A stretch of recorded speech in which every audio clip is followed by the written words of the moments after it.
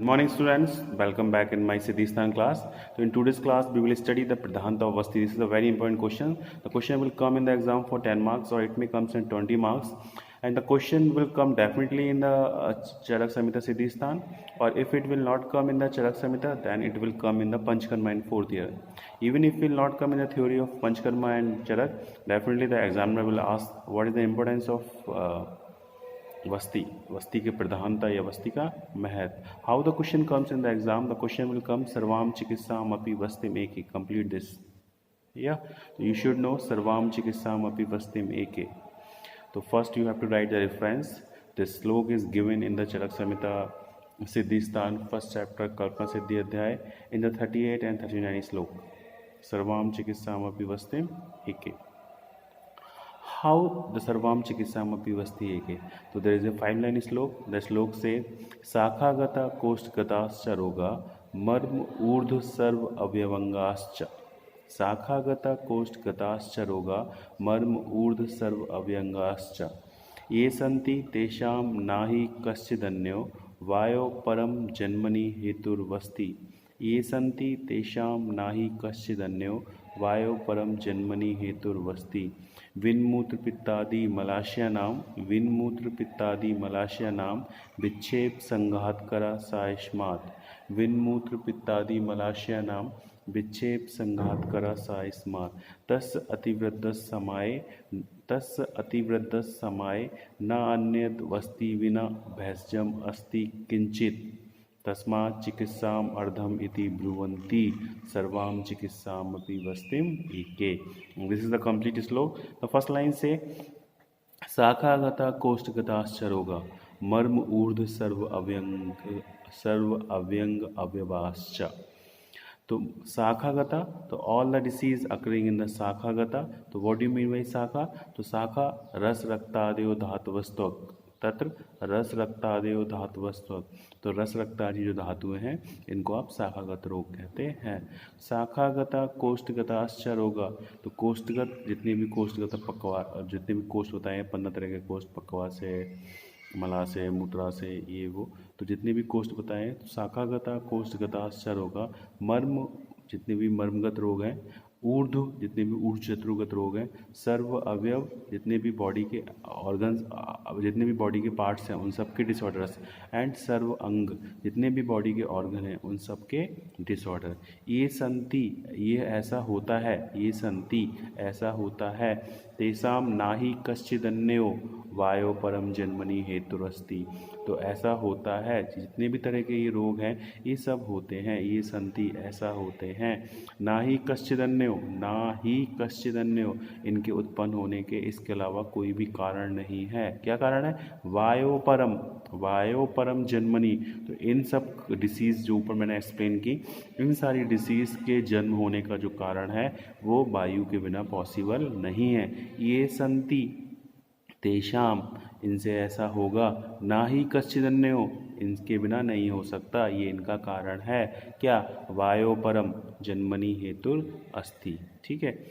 Win मूत्र पित्तादि. अब ये सब वायु कारण है. अब वायु कैसे कारण है? क्योंकि हमें पता है कि सबसे पहले क्या होता है, दोष जब डिसीज़ होती है तो दोष अपने स्थान पे माइल्ड कलेक्टेड होते हैं, फिर अपने स्थान पे एक्सेसिवली कलेक्ट होते हैं, फिर वो अपना प्लेस छोड़ के दूसरे के स्थान पे मूव करने लगते हैं. तो फर्स्ट स्टेप क्या है, वो मूव करेंगे. मूव करने के बाद दोष सम्मूर्छना करेंगे. तो मूव करने के लिए उनका विक्षेप होना जरूरी है, अपनी जगह से दूसरी जगह पे जाना जरूरी है. दैट इज विक्षेप. और या संघात, तो अपनी जगह से दूसरी जगह गए और दूसरी की जगह पहुंचने के बाद जहाँ पे जो चीज़ थी उसके साथ जाके वो संघात कर गए. तो विक्षेप संघात करा. तो विन मूत्र पित्तादि मलाशयानाम. तो विन मूत्र पित्त आदि विन मूत्र पित्त मल इत्यादि. तो आशयों में जाके विक्षेप संघात करा सायस्मात्. तो आशयों में जाके विन का, मूत्र का, पित्त आदि मतलब दोषों का जो विक्षेप और संघात होता है वो केवल वायु की वजह से हो पाता है. तस्य अतिवृद्धस्य. जब ये बढ़ जाएंगे, जब ये दोष बहुत ज़्यादा बढ़ जाते हैं, जब वायु बहुत ज़्यादा बढ़ जाती है। समाय, तो इस बढ़े हुए को समन करने के लिए, इस बढ़ी हुई वायु का समन करने के लिए। ना अन्यद वस्ति विना वहजम अस्ति किंचित, तो वहसज इज पर्याय फॉर चिकित्सा। तो इस बढ़ी हुई वायु का समन करने के लिए जो सर्वश्रेष्ठ चिकित्सा है, जिसके अलावा और कोई चिकित्सा नहीं हो सकती, दैट इज वस्ति। तस्मात् चिकित्साम अर्धमिति, इसलिए वस्ति को अर्ध चिकित्सा। ब्रुवंती, ब्रुवंती मतलब कहा गया है, इसलिए वस्ति को अर्ध चिकित्सा कहा गया है। सर्वाम चिकित्साम अपि वस्तिम एके, और वस्ति को सर्व चिकित्सा भी कहा गया है, इसलिए वस्ति को अर्ध चिकित्सा और सर्व चिकित्सा कहा गया है। तो श्लोक इज वेरी इंपॉर्टेंट। श्लोक क्या कहता है? शाखागता कोशगताश्च रोगा मर्म ऊर्ध्व सर्व अव्यंगाश्च ये संति तेषां नाहि कश्चिदन्यो वायो परम जन्मनि हेतुरस्ति। विन्मूत्र पित्तादि मलाशयानां विक्षेप संघातकरा सायस्मात् तस्य अतिवृद्धः समाये न अन्यद्वस्ति विना वहजम किंचित तस्मात् चिकित्साम अर्धमिति सर्वाम चिकित्साम अपि वस्तिम एके। तो वस्ति को अर्ध चिकित्सा या वस्ति को सर्व चिकित्सा कहा गया है। क्यों? क्योंकि जितनी भी डिसीज़ हैं वो सारी डिसीज़ किसकी वजह से होती हैं? वायु की वजह से। वाई, बिकॉज डिसीज़ होने के लिए एक दोष का अपनी जगह से दूसरी जगह जाना जरूरी है, तो दूसरी जगह जाएगा वात की वजह से, वहाँ जाके किसी और के साथ कंबाइन करेगा वात की वजह से, और उस वात को कंट्रोल करने के लिए, उस वात को ट्रीटमेंट करने के लिए जो बेस्ट ट्रीटमेंट है, जो बेस्ट मेडिसिन है, दैट इज वस्ति। इसलिए वस्ति को अर्ध चिकित्सा और सर्व चिकित्सा कहा गया है। तो श्लोक इसका रेफरेंस क्या है? चरक संहिता सिद्धि स्थान कल्पना सिद्धि अध्याय फर्स्ट चैप्टर और shloka number 38 and 39 that is importance of vasti. This is a very important question, once again I am saying. तो आई होप कि आपको ये श्लोक समझ आया हो। अब हम पढ़ेंगे निरूबस्ति के सम्यक योग। निरूबस्ति के सम्यक योग, तो निरूबस्ति का जब सम्यक योग होगा, हमें कैसे पता चलेगा कि वस्ति का सम्यक योग हुआ है या नहीं? तो सम्यक योग निरूबस्ति के रेफरेंस में दो तरह के लक्षण बताए हैं। एक तात्कालिक लक्षण, that is on the spot symptoms, और सेकेंड डिलेड सिम्टम। तो ऑन द स्पॉट सिम्टम्स में क्या है कि नाभि प्रदेशम, जो आपने वस्ति दी थी वो वस्ति नाभि प्रदेश में पहुँच के, नाभि प्रदेशम वस्ति नाभि प्रदेश में पहुँच के कटी, पाश और उदर रीजन में, कटी मतलब बैक, पाश मतलब फ्लैंक एंड उदर मतलब एब्डोमेन, नाभि के रीजन तक पहुंच गई, और पीछे कटी, आगे उदर और साइड में फ्लैंक। यहाँ पे स्थित जो दोष या मल होते हैं, यहाँ पे स्थित जो दोष या मल होते हैं, जो संचित दोष या मल होते हैं, इनको विलोडियम, विलोडियम श्लोक में टर्म आया है। विलोडियम मतलब मथित, ग्रथित या अपने साथ मिक्स करके। तो जो आपने वस्ति दी थी वो नाभि रीजन में पहुँच के कटी, पाश और उदर रीजन में स्थित संचित हुए दोष या मल को विलोडित करके अपने अंदर घोल के स्नेह के साथ बिना किसी कॉम्प्लिकेशंस के एक पर्टिकुलर टाइम पीरियड में वापस आ जाती है। तो जो आस्थापन वस्ति, निरूबस्ति जिसकी हम बात कर रहे हैं, तो इसका जो एक टाइम बताया गया आगे आने वाले चैप्टर्स में हम पढ़ेंगे, दैट इज़ 1 मुहूर्त 45 मिनट्स। तो ये जो आस्थापन वस्ति है वो 45 मिनट्स के अंदर ऑटोमेटिकली वापस आ जाती है। ये थियोटिकल है। जनरली क्या होता है प्रैक्टिस में कि जो हम बस्ती देते हैं, बस्ती इतनी तीक्ष्ण होती है निरूबस्ती कभी कभी कि जैसे ही हमने बस्ती दी तो with in a minute, 1 minute के अंदर ही पेशेंट को वेग पास होगा और वो बस्ती निकल जाएगी। तो इस केसेस में बस्ती को एक एटलीस्ट बॉडी रेक्टम के अंदर वो 15 मिनट, आधा घंटा, 20 मिनट जो भी उसका टाइम है वो कुछ देर रुकेगी तभी तो काम करेगी। तो इसलिए आजकल जो हम प्रैक्टिकली जो मेथड यूज़ कर रहे हैं दैट इज़ ड्रिप मेथड। तो ड्रिप मेथड में क्या होता है, जैसे हम आईवी चढ़ाते हैं ब्लड के, इस तरह से जो बस्ती के द्रव हैं वो ड्रिप बाई ड्रिप जो है वो रेक्टम के अंदर इंट्रोड्यूस किए जाते हैं, एनस प्रदेश में इंट्रोड्यूस किए जाते हैं। दैट इज़ ड्रिप मेथड, ताकि वो थोड़ी देर तक रुके और रुकने के बाद वो अपना काम करे। एज इट इज़ जैसे ही वो सारा मैटर जाएगा, कभी कभी आधा मैटर जाने पर भी पेशेंट को बेग लगता है और वो सारा मैटर बाहर निकल जाता है। तो आप किसे बोलेंगे सम्यक बस्ती हुई है? कि निरूब बस्ती बिना किसी कॉम्प्लिकेशंस के, विदाउट एनी कॉम्प्लिकेशन, जो उसका अपना एक पर्टिकुलर टाइम है, उस पर्टिकुलर टाइम में वो जो निरूब बस्ती है वो वापस आ जाएगी। तो वो कहाँ तक गई? नाभि प्रदेश तक गई, नाभि के पीछे कटी, नाभि के आगे उदर, नाभि के साइड में पास। यहाँ पे जो दोष और मल संचित थे, एक टर्म याद रखना, विलोडित। विलोडित मतलब ग्रथित या मंथन करके या अपने अंदर घोल के, बिना किसी कॉम्प्लिकेशंस के उस पर्टिकुलर टाइम पीरियड में वो वापस आ जाती है। These are the on the spot symptom. Delayed symptom क्या है?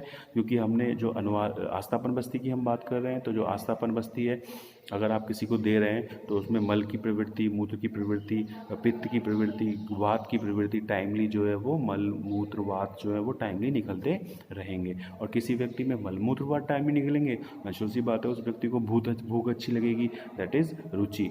भूख अच्छी लगेगी इसका मतलब उसकी जो अग्नि है वो प्रदीप्त है, दैट इज फ्लेयरिंग ऑफ अग्नि।